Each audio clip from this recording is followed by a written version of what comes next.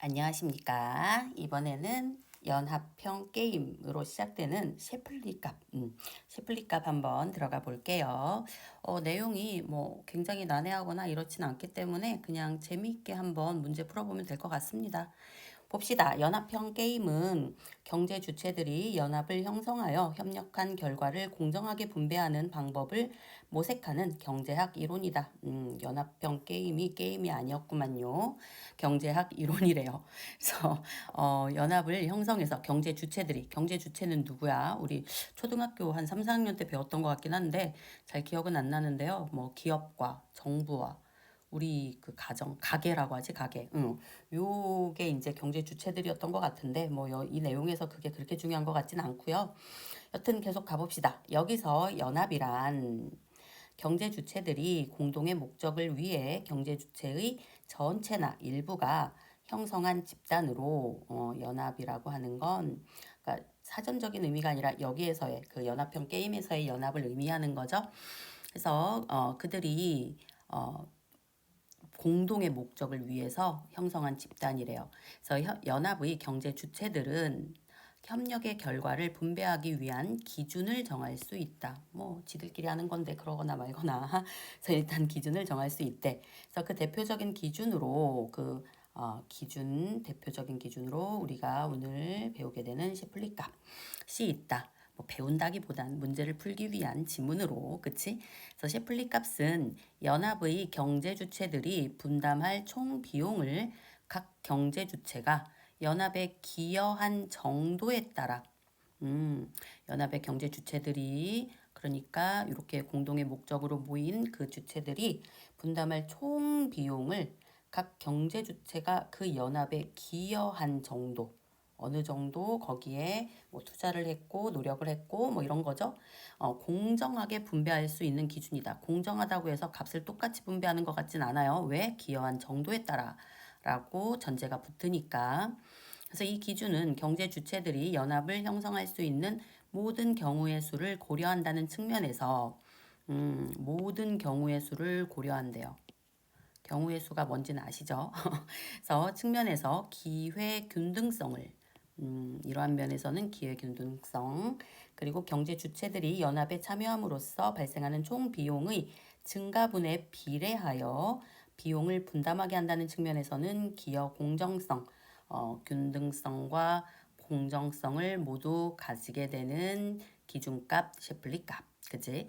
그래서 셰플리 값을 구할 때는 먼저 우선 연합을 형성할 수 있는 모든 경우마다 모든 경우의 값이죠. 그죠? 연합에 참여하는 경제 주체들의 한계 기여도를 계산한다. 한계 기여도 뭔지 나오겠지? 이때 한계 기여도는 특정 경제 주체가 연합에 참여하면서 연합에서 발생한 총 비용의 증가분. 얘가 끼므로써 돈이 더 늘었어. 그게 한계 기여도라고 되는 거래요.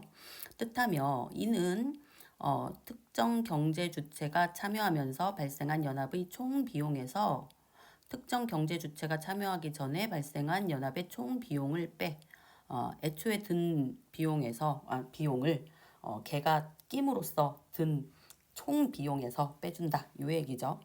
그래서 다음으로 이렇게 구한 먼저 다음으로 이런 식으로 순서대로 표현하고 있네요.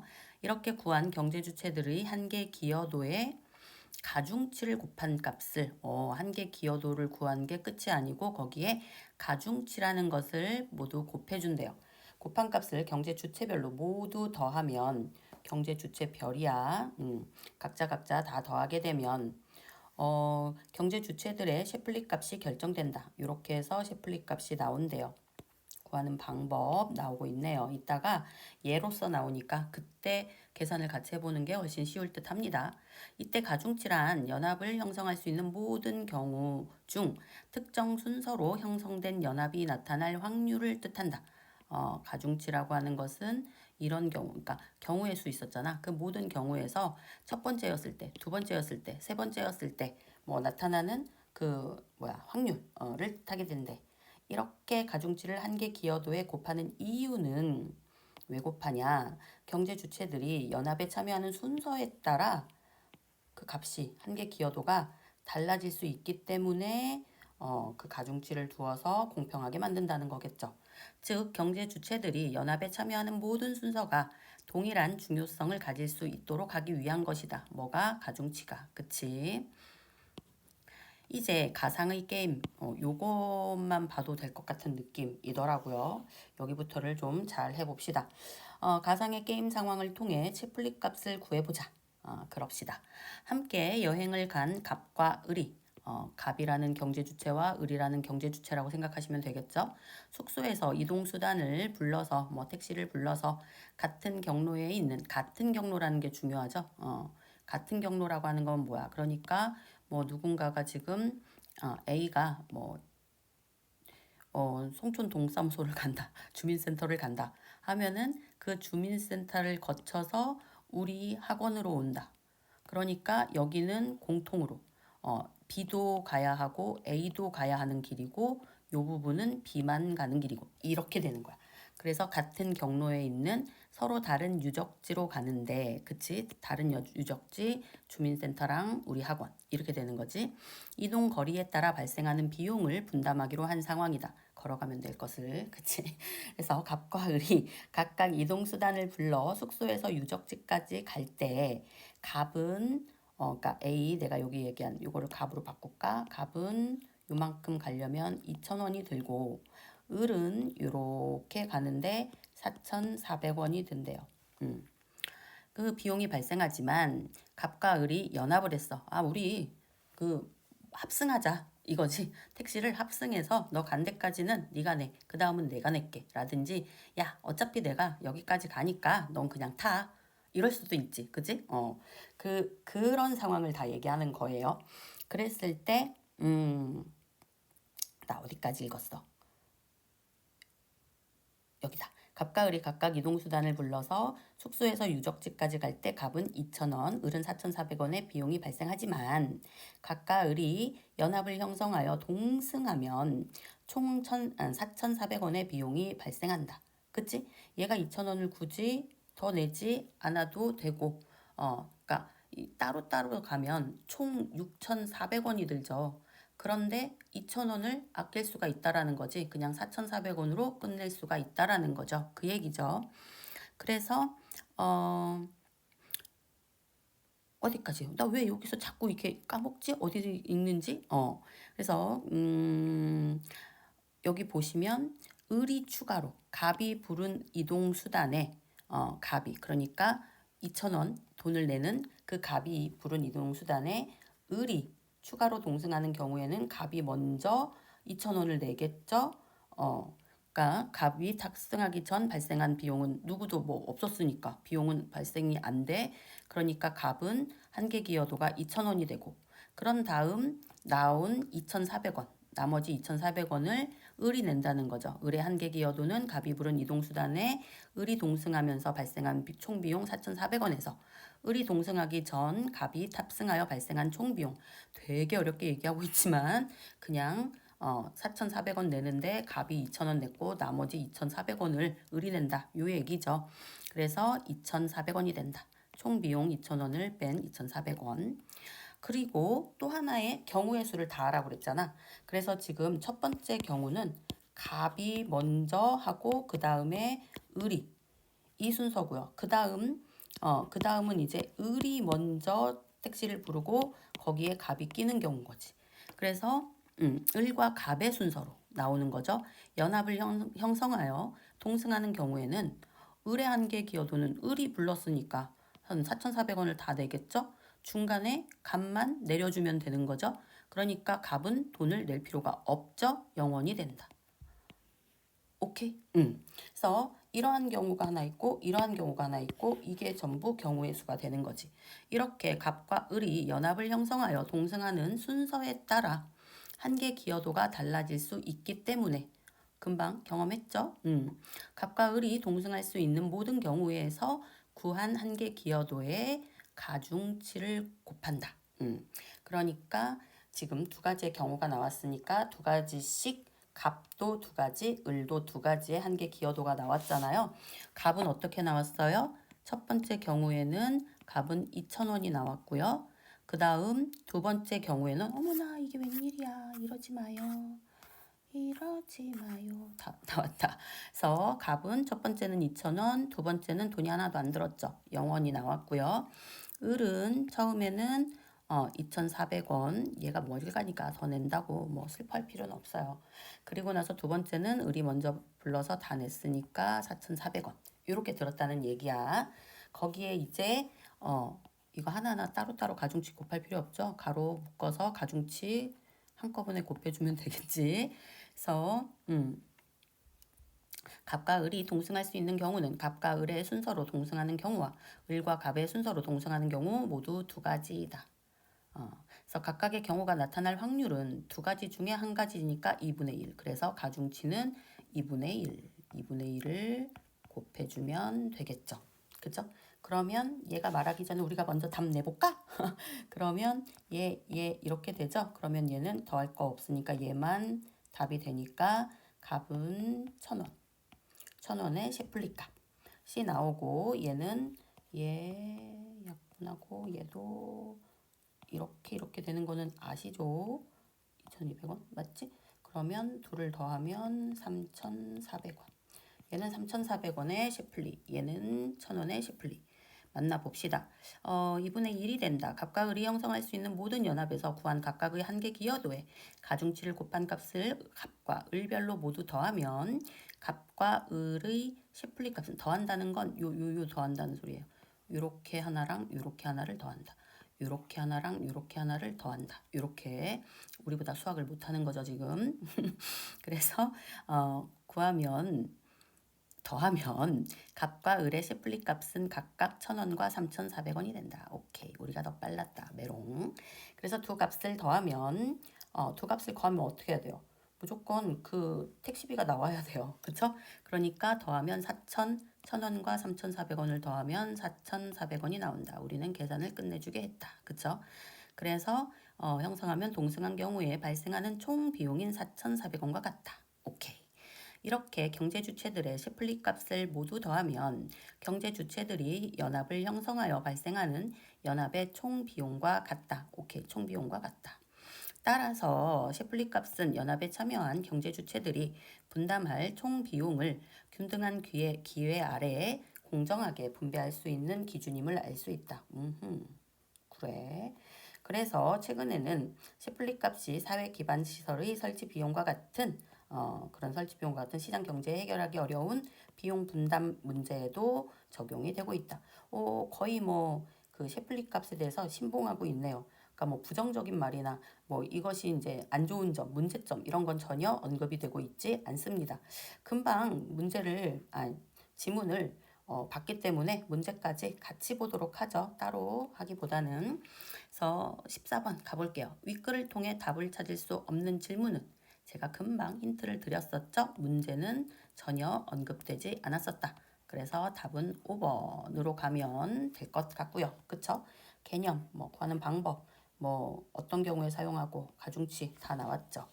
그 다음 15번 가면 막 이런 거 나오면 막 손이 떨리고 막 내가 못 알아보면 어떡하고 막 이러죠? 아무것도 아니에요. 그냥 차근차근 보시기만 하면 될 것 같습니다. 힘내시고요. 그래서 학습지의 일부래요. 윗글을 바탕으로 보기에 대해 보인 반응으로 적절하지 않은 걸 찾기만 하면 됩니다. A, B, C 지자체가 있어. 취수장에서 물을 공급받기 위한 상수도를 건설하려고 해. 지자체 A가 취수장으로부터 물을 공급받기 위해서는 한 구간만 하면 되고, B는 여기부터 여기까지를 해야 되니까 두 구간을 건설해야 되고, C는 여기부터 여기까지니까 세 구간을 건설해야 되고, 이 얘기죠. 택시를 타는데 나는 여기까지 가고, A는 여기까지 가고, B는 여기까지 가고, C는 여기까지 가고, 랑 똑같은 경우가 되겠죠. 그랬을 때 지금 건설 비용, 아까 택시비 2,000원, 4,400원인 것처럼 얘는 여기 한 구간 하는데 6억 원, 두 구간 하는데 22억 원, 세 구간 하는데 30억 원. 그럼 막 머릿속에 계산이 돼야죠. 지금 A 같은 경우는 뭐 6억 원이 이제 기본적으로 들어갈 수 있지만 얘를 만약에 봐봐 경우의 수가 있잖아. B부터 먼저 건설을 하고 그 다음에 C고 그 다음에 만약에 A가 마지막에 해. 그럼 얘네들이 다 건설했는데 얘는 지금 거기에 낀 거잖아. 그럼 돈 하나도 안 들죠. 그러니까 얘는 뭐 돈이 막 그렇게 많이 들지 않는 쪽이지만 그런 생각은 하지 말고 그냥 경우의 수로 이런 수도 있겠다. 그리고 B 같은 경우는 만약에 A가 먼저 아니고 얘가 먼저 했다 라고 하면은 22억 원을 다 써야 되고 A가 한 다음에 내가 있다. 그럼 6억 원 빼고 쓰면 되겠죠? 22에서 6 빼면 얼마냐?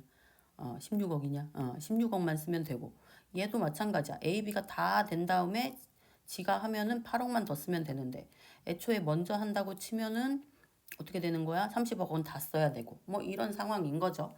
혹은 A만 했고 그 다음에 C가 했어. 그러면 14억을 대야 되고 오케이? 그 상황인 거야. 그래서 지금 그거예요. 그랬을 때 이제 경우의 수는 몇이냐? 그건 모르겠어. 아무튼 알려주겠지. 아니면 그 얘기는 없던가. 가봅시다. 지자체 ABC는 모두 참여하여 형성된 각 연합들의 가중치는 모두 같아야죠. 그죠? 곱하는 가중치 값은 같아야 합니다.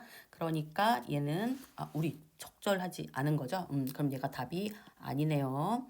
그리고 지자체 A, B, C의 순서로 형성된 그러니까 요 순서로 형성된 연합의 경우 지자체 C의 한계 기여도는 지자체 B의 한계 기여도보다 순서대로라면 얘는 6억 원 쓰고 얘는 16억 원 쓰고 얘는 8억 원 쓰잖아.